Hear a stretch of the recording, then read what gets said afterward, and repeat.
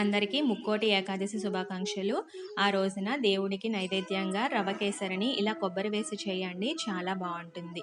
Stove వెలిగించుకుని pan పెట్టుకుని 2 స్పూన్ల నెయ్యి వేసుకోవాలి. నెయ్యి వేడెక్కిన తర్వాత జీడిపప్పు, బాదం పప్పు కలిపి వేయించుకోవాలి. ఇవి కొంచెం వేగిన తర్వాత కిస్మిస్లు వేసుకోవాలి. ముందుగానే కిస్మిస్లు వేసేస్తే అవి త్వరగా మాడిపోతాయి.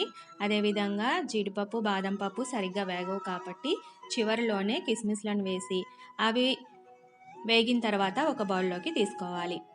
అదే నేతిలో 1 కప్పు కొబ్బరి తురుము, 1 కప్పు గోధుమ రవ్వ, బొంబాయి రవ్వ వేసుకుని వేయించుకోవాలి. కొబ్బరి వేయడం వలన రవ కేసరికి టేస్ట్ చాలా బాగుంటుంది.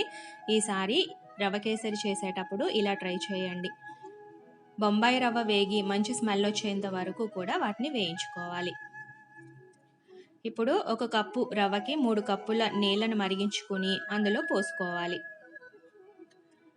స్టవ్ లో ఫ్లేమ్ మీద ఉంచి బాగా కలుపుకోవాలి. దగ్గర పడేంత వరకు కూడా కలుపుతూ ఉండాలి.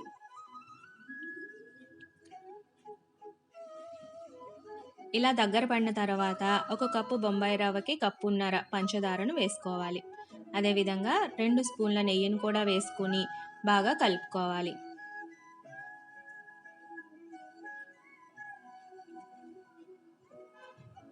పంచదార కరిగి మనకి ప్రసాదం కాస్త పలచగా అవుతుంది.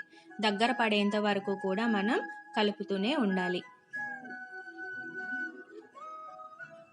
పంచదార బాగా కరిగిన తర్వాత మనకి ప్రసాదం అనేది కాస్త దగ్గర పడుతుంది. మధ్యలో కావాలనుకుంటే ఇంకొక 2 స్పూన్ల నెయ్యిని యాడ్ చేసుకోవచ్చు. రవ కేసరికి నెయ్యి ఎంత వేస్తే అంత టేస్ట్ బాగుంటుంది.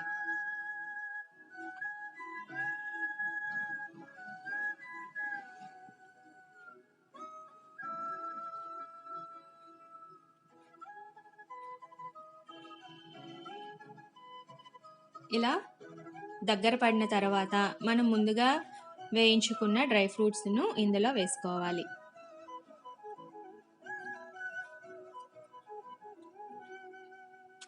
ఇంట్లో ఉంటే ఇంకా వేరే డ్రై ఫ్రూట్స్ అయినా వేసుకోవచ్చు. చివరిలో కాస్త యాలకుల పొడి వేసి దింపుకుంటే ఎంతో టేస్టీ అయిన రుచికరమైన ప్రసాదం కొబ్బరి రవ కేసరి రెడీ. దేవుడికి నైవేద్యం పెట్టి ఆ రోజు ప్రసాదంగా దీన్ని స్వీకరించవచ్చు. ఈ వీడియో కనుక మీకు నచ్చినట్లయితే లైక్ చేయండి, షేర్ చేయండి, ఛానల్ని సబ్స్క్రైబ్ చేయడం మాత్రం మర్చిపోకండి. Thank you.